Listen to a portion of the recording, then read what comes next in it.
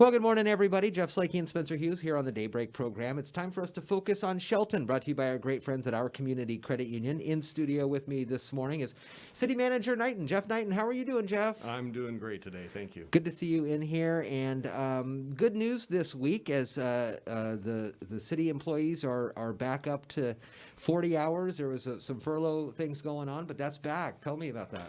Yeah, we're looking at our budget challenges, especially our projected budget challenges with the COVID pandemic, as everybody knows, and everybody's facing the same challenges, and we're trying to deal with those as best we can, and rather than laying employees off full-time, the entire city, all of our team members pulled together to help the organization, which I thought was fantastic.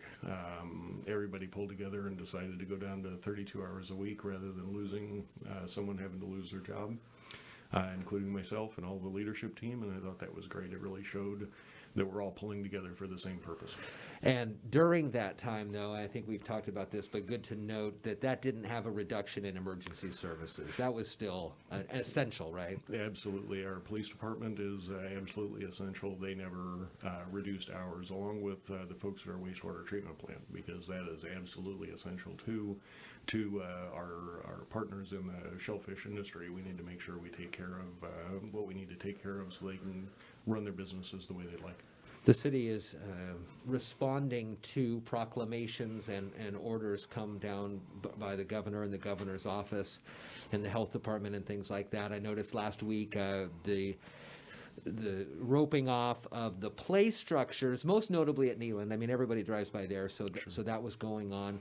But at the same time, too, last week there was a gathering, a political gathering. So park gathering is still okay with the proper distancing and stuff like that, but the play structures are off limits. What we looked at is the best way to be able to accommodate not only the governor's orders, but also focusing on the health of our community, both healthy people, but also a healthy economy. Yeah. And closing off the play structures, there's no way to keep physical distancing on those structures, and I certainly don't want to be telling a 5 or 6 year old to come down because there's too many kids up there. So that, along with softball, unfortunately, neither one of these things are things that we want to do at all. But our focus is on keeping our citizens as healthy as we can and preventing a rollback in the stay-at-home order, because if that happens again, I think our small business community would have a very difficult time, and I want to be able to protect that as much as I can. The softball is a little bit odd because, as people have noted, Olympia is still playing. Yeah.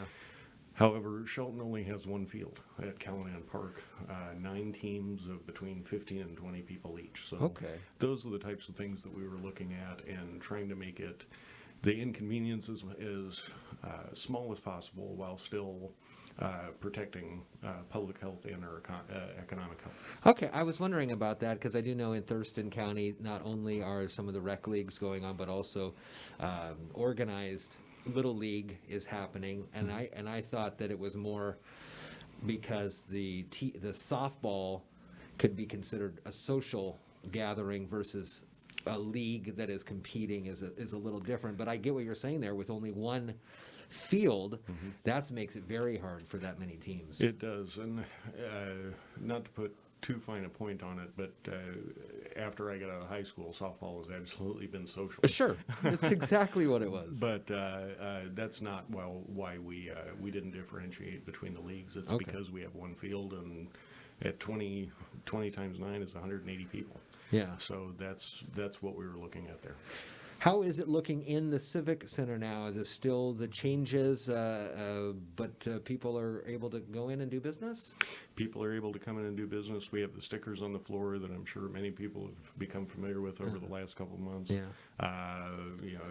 Physical distancing, how many people at the counter. We have installed tempered glass at the customer service counter, and masks are required when you enter the Civic Center. But so far things seem to be working really well, and we're working really well with our municipal court. How have you noticed the city's overall compliance on face coverings? I think from what I've seen, most people are wearing face coverings. I think most people recognize that you don't want to get sick. And if this is an easy way to prevent it, then that's what we'll do. The other thing is we don't want to overwhelm our hospital. Yeah. I know people at Mason General are working very hard and they're prepared, but we still don't want to overrun the hospital and the intensive care unit. And I also think that wearing masks is probably the easiest thing that we can do to keep our economy open as it is now and be ready to go when and if there's a vaccine available, Yeah. which I'm very hopeful on that. You and me both. You and me both. The city of Shelton continues to do business, and as we near the end of the year here in August, as we look to the end of the year, I would imagine budget time in November is going to be real tough. Are you hopeful that the feds will be able to provide states and then cities the resources needed to keep things going at the level we've become accustomed to? I am. I think one of the reasons we haven't been hit as hard economically as we initially thought we might was the $600 a week in unemployment insurance. I think that helped out significantly. What the Senate and the Congress and ultimately the President does with a new bill, if there is to be one, I think if we had direct funding, that would be outstanding, and that would help us out as a city, but also as a community. Sure. To a tremendous degree. So, and with that, I think the most recent numbers maybe would be a $1,200 direct payment. I mean, if a person is able to use that $1,200 on local goods and services, that's a huge impact in a community of 12,000 people on the sales tax revenue. It is, and not to get too technical and put anybody to sleep, but about 40% of our general fund revenue is made up of sales tax. Wow. And that is a huge impact. All of the police department is funded through the general fund. So that is a huge impact on our ability to provide services that the citizens have told us they want. Yeah. And we are striving to do that no matter what our resources are, but those services would begin to decline, not necessarily the police, but other services would begin to decline if sales tax revenue declines, and that's what we're trying very hard to avoid. Well, we'll keep our eyes on how the rest of the year goes with COVID here in the city of Shelton. Talking with City Manager Jeff Niten now during the Focus on Shelton, presented by our Community Credit Union. Thanks, Jeff. Good to see you. Be safe out there, and we'll check in real soon. Thank you. I appreciate the time.